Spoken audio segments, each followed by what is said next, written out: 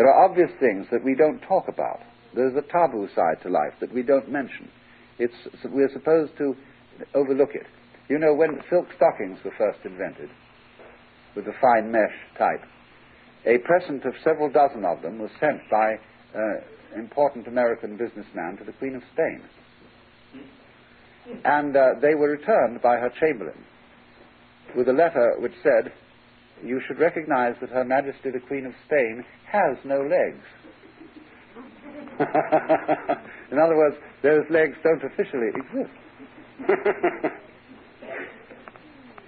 So, only what exists officially is what is noticed, and as we say, noted, noteworthy. Make a note of it in your mind, in your date book. Noting and noticing, notation, you see, they're all based on the same idea, what we attend to. But there are a lot of very attention-worthy things that we ignore. But part of the whole game, you see, of a cosmos is played in this way. Imagine the cosmos as a great harp. You know, the angels are supposed to play harps in heaven. Well, the actual harp they play is the total possibility of vibrations. Now, you know about the spectrum of light. That is a series of vibrations. So is the spectrum of sound. Then beyond light, there are other vibrations which are not picked up by our senses, but instruments pick them up. And then there must also be many vibrations as yet not picked up by any instruments that we have. Now, what is, you see, what we call nature is a system of picked up vibrations. Some vibrations aren't picked up, and therefore nothing appears. That's why it seems that there's space around things, because the vibrations there aren't picked up. They're not noticed. And this is why there is a whole domain of Hindu and Buddhist philosophy called Tantra. Tantra refers to the idea of weaving. And so when you have a warp and a woof, the weaver decides what threads are going to be picked up and appear on the front, which is what everybody's going to look at, and what threads will be overlooked, repressed, put behind the scene. They'll be behind. And so it will appear that we have a birdie here and a birdie there and a birdie there, and no connection between the birdies. Actually, if you look on the other side, you will see that the red threads which made the birdies against the white background continued. Only that's not noticed. So in this way, we are taught from childhood. We are indoctrinated in a system of social institutions that are simply rules about what is to be noticed and what is not to be noticed. That's why children ask sometimes very odd questions about things that adults don't notice. The famous story of the little boy who's been taken to a concert where a lady is singing, and he says, "Mama, why does she scream when she yawns?"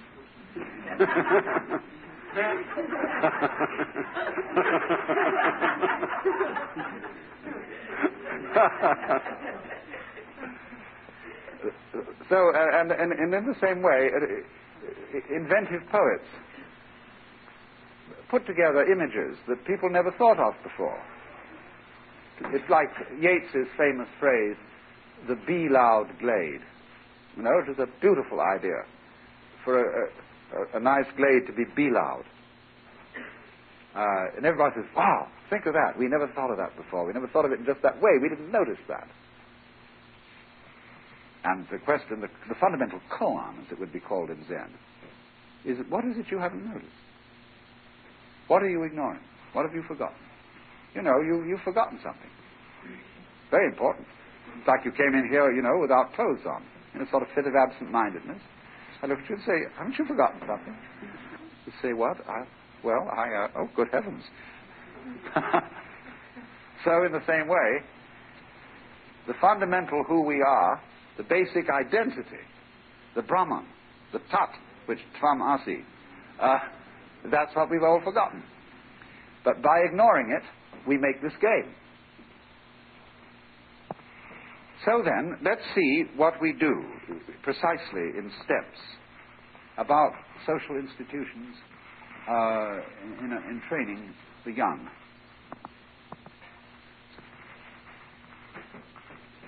First of all, it's important to identify a child. The child has got to be someone. And we often say of a child we think is dumb and incompetent, you're never going to amount to anything. You're just going to be unimportant. You're going to be something unnoticed.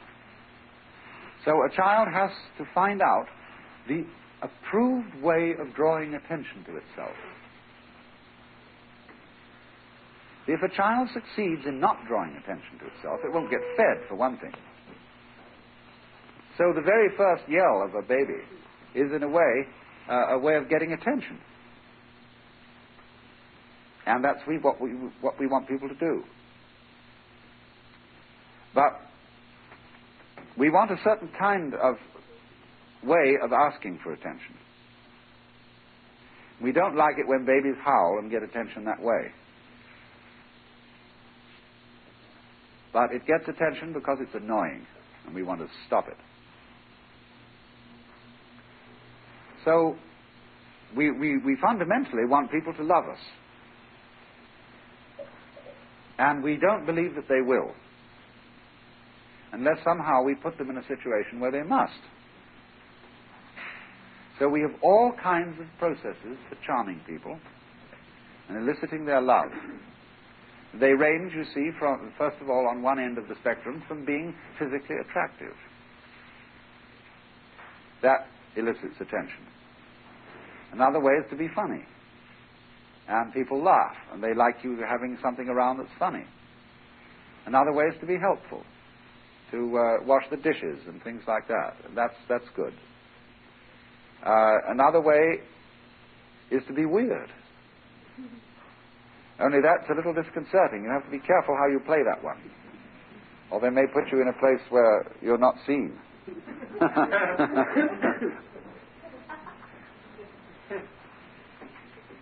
All the time you're playing this game, of course, everybody else is reacting to it.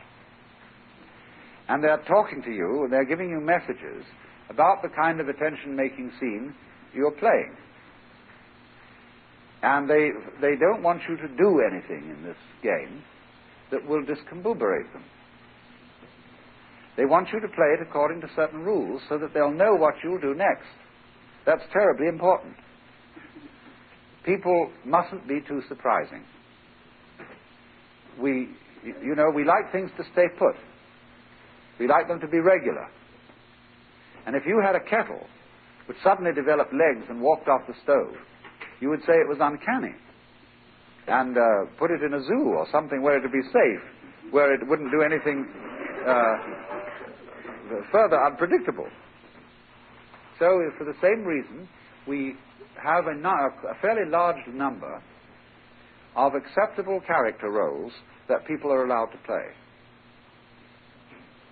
And you should watch these things very carefully, because it's tremendously instructive to figure out what kind of roles your friends are playing. They have, of course, through long accustomedness, come to believe that that's who they really are. And that when they are playing their role, they are being themselves and being straight and honest. That's a deception that's very easily arranged by choosing between a number of roles in early life that you might play. You've got to decide whether you're going to be a serious person or a clown or a whatever, you know. And then you behave as if the roles you've discarded were the superficial ones. The one you've decided to play is the deep one, and that's really you. That is soon done in this way. A child notices very early in life that he's a different person in different environments. He is one person in the company of his parents. Sometimes one person with his father and another with his mother. He's another person with a nursemaid. He's another person at school. He's still quite another person, alone with other children. And still someone else when he's by himself. He makes a visit to relatives. I know very well that I was a different personality in my aunt and uncle's home than I was in my own home. Because you respond to the environment, you get very, very subtly delivered cues that certain attitudes are expected of you. And you don't just play these attitudes outwardly in how you speak and gesture. You play them inwardly. You think the thoughts that the other people are suggesting you think. If you listen to what you call your own mind very carefully, you will discover that it's full of the echoes of other people's voices. What do I think about this? And you think. But actually, it's your mother talking to you. Or the sort of thing she would say. Or whoever else it may be, someone you admire very much. So, the interchange of our own behavior and the messages that come from the environment, and especially from other people, give us the message that identifies us. It tells us who we are. And in this culture, you see, the messages that we get from the social environment do not tell us very many things about ourselves.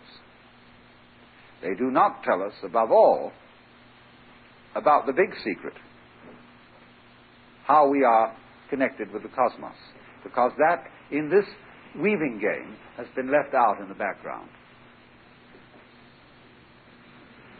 Now, I have spoken, obviously, of many of these social institutions in a way that will sound critical to you, as if some of them weren't really a very good idea.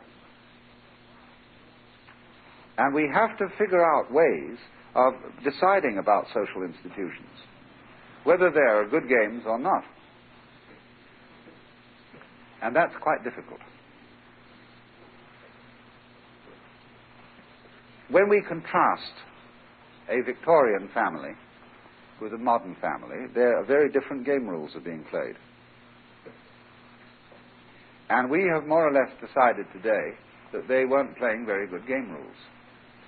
If you contrast a book, for example, on child rearing, written in, say, 1860, with Dr. Spock. Well, Dr. Spock is post-Freud. And since Freud, ideas of child rearing have altered quite radically.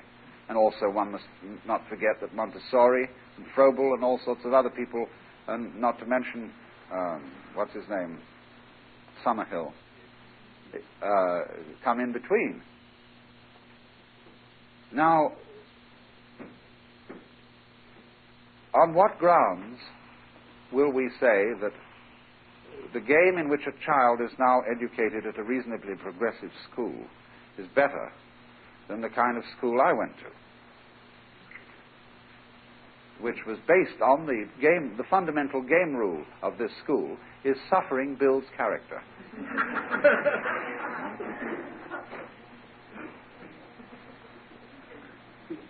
And therefore you could mistreat somebody out of compassion, that it is good for him.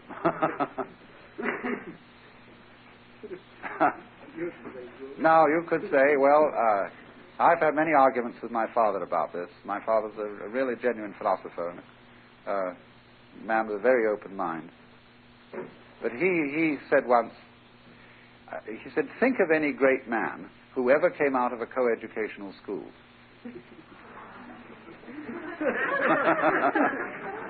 You know, it's the sort of question that you've never thought of, and so you don't have any ready answers. But he was convinced, you see, that in a boy's life, association with women is weakening to the character. And that's why boys are sent away to be in the company of men. Get them out of those womanish ways and make them tough, you see. Now, if you're playing society by that sort of game rule, and you want men to be soldiers, and so they'll be happy with each other with no women around, and you want to be explorers and all that sort of thing, then you will say that kind of education produces good results. But you see, we're living in a world where soldiers are becoming obsolete. They're just becoming a menace and a danger. And we've got to be very careful that we only breed a few of them. Just like bees have these problems of how many of this type of worker and so on to breed. And we have this as a very serious problem And it's changing rapidly. It's changing so rapidly that we're in considerable doubt as to what kind of human characters are advantageous to have. You see, there are circumstances in which people who simply conform and cooperate are a damn nuisance. Because they don't get any new ideas. And what we needed was new ideas, and we needed people with the courage of their convictions. There are other circumstances where we've got enough ideas, and people with new ideas just make things complicated. I have a psychiatrist I met recently on my travels said, I don't know if I'm going to come to your seminar. We'd had a conversation, got on rather amusingly. He said it would be a terrible, terrible problem to me to get any new ideas. He said I would have to reorganize my entire operation. And it's going along pretty smoothly now. And said I have a hospital and I have many men under me working, and we've got a system going. If you give me new ideas, it's going to be awful. So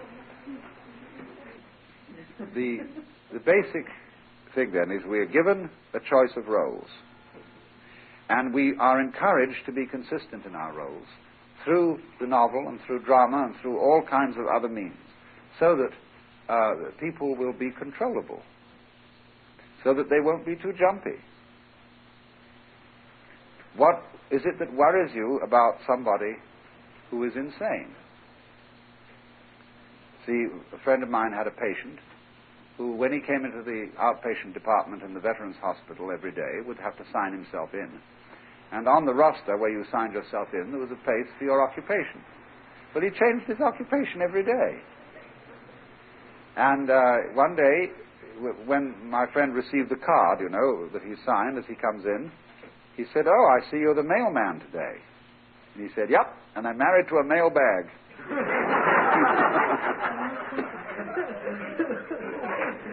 Well, think of the meanings in that. The trouble with certain schizophrenics is that they've got an association pattern going. They make the most devastating puns. And the people don't appreciate these puns because they're too deep. They don't follow them. The schizoid person gets worried because people don't appreciate it. And he sees how everything goes together and plays this language. And if people don't appreciate it, it leads to trouble. Well, it so happens that my friend is very sharp and loves that kind of message. And they got on very well together. He finally explained to him how to use languages, how to say the right things on the right occasion, because these nuts called sane people won't understand you if you make that pun. But, therefore, remember at the same time, though, that the role you have over the years gradually acquired and are playing is a social institution. It isn't the real you. And in many cases, therapy in which a person, as a result of which a person feels that they've found themselves, means that they have exchanged an impossible game for a possible one. They haven't really found themselves. They haven't gone, or very rarely, gone behind the game.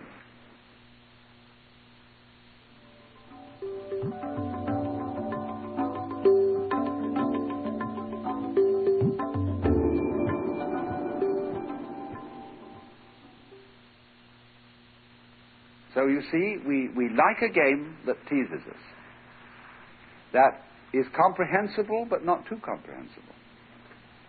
And this suggests then that the world itself, the nature of the cosmos, is comprehensible but not too comprehensible.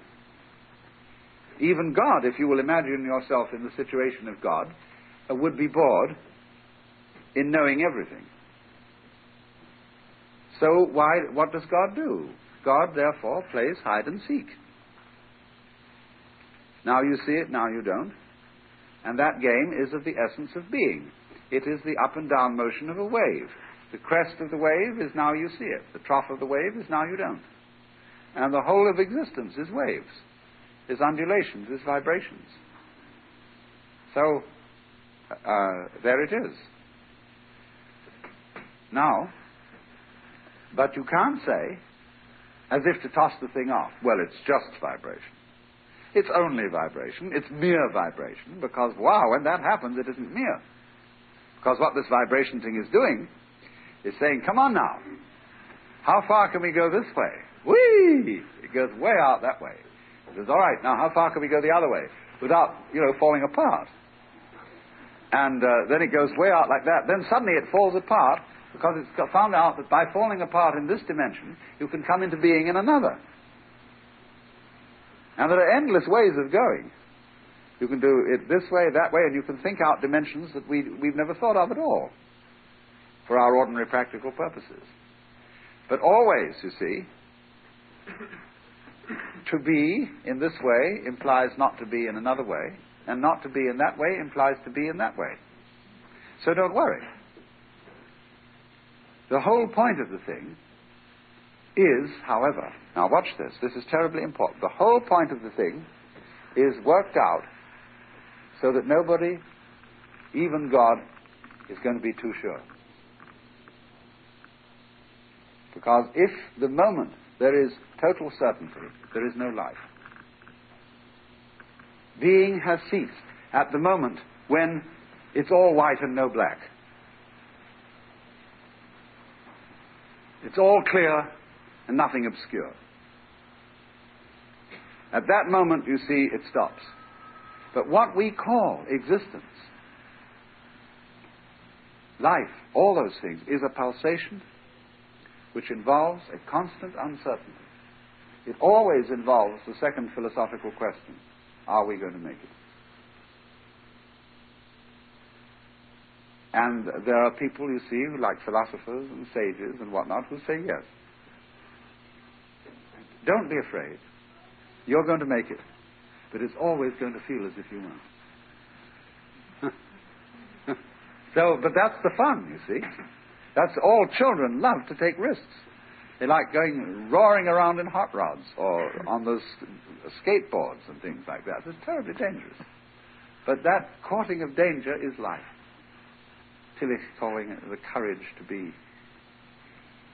So when we get older and we think, oh Lord, for heaven's sakes, I just celebrated my 50th birthday, and I realize I made it through half a century, and I can't make out whether I'm just getting older or getting wiser. I mean, I do think, for the nature has certain merciful processes in it, and that it, for example, for a person in extreme pain, the pain can be converted into ecstasy.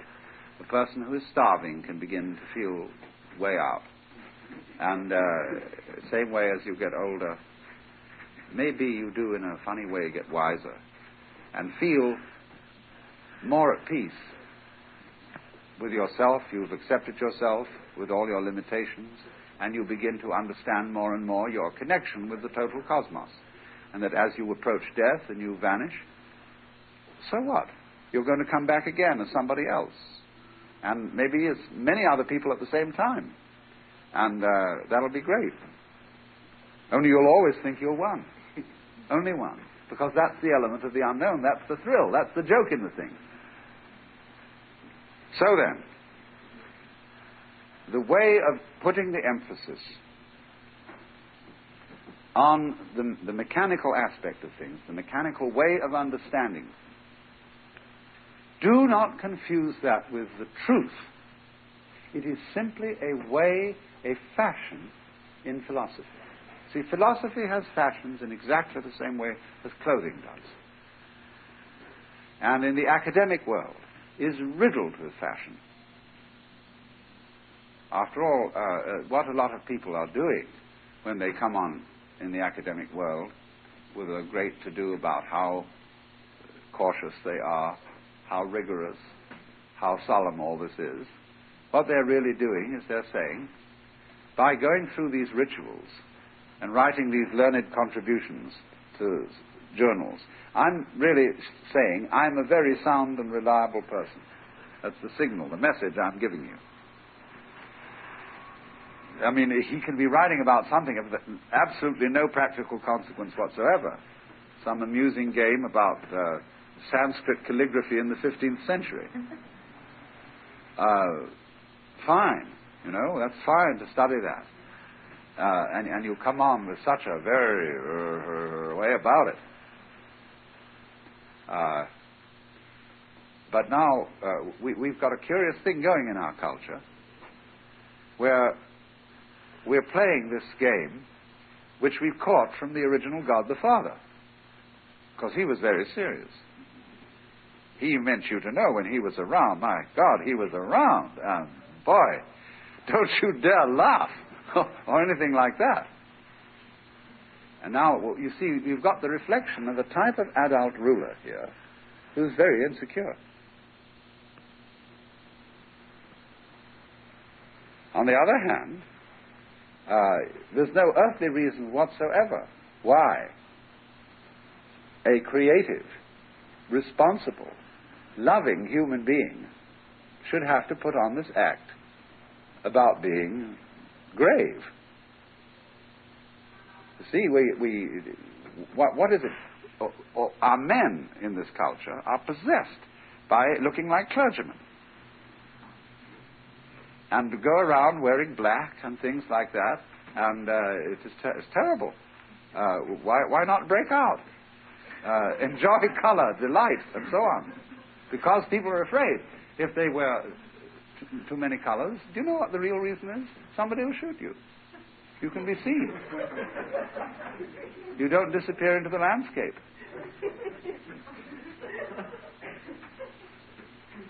So, or the Lord will say, "Who do you think you are coming on like this? What's all this stuff about? Disappear. See, you annoy me. You're too colorful." But you don't. You won't be wiped out for that reason. There are plenty of other reasons nowadays, but not that one. So, it is important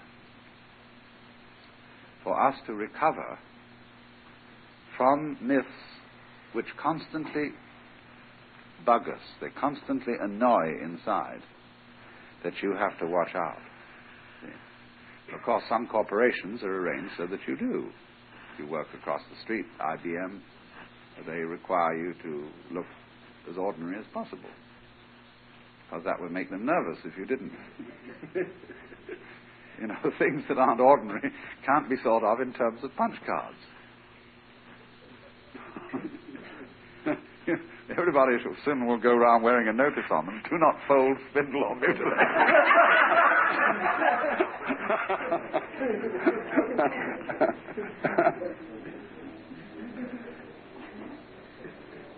So, then, what I want to summarize what I've been saying this morning, which is this: a peculiar culture, social culture, based on a fearful attitude to reality, makes each one of us feel that we don't belong. It's working on the idea of being scared as the basis of a culture. So that you could say, all our literature, our drama, our religion, our music is a complicated way of being scared. And we cannot really, not in our culture, there are cultures where they do, but we can't let go and stretch out our arms and breathe deeply and say, "Oh, for heaven's sake, I belong in it. The whole thing is me." Not me in the sense of Alan Watts, not quite like that, but all of you, that it's the whole thing goes together as one enormous organism that is living it up. That's what we call being alive, isn't it? And doing all these things around us.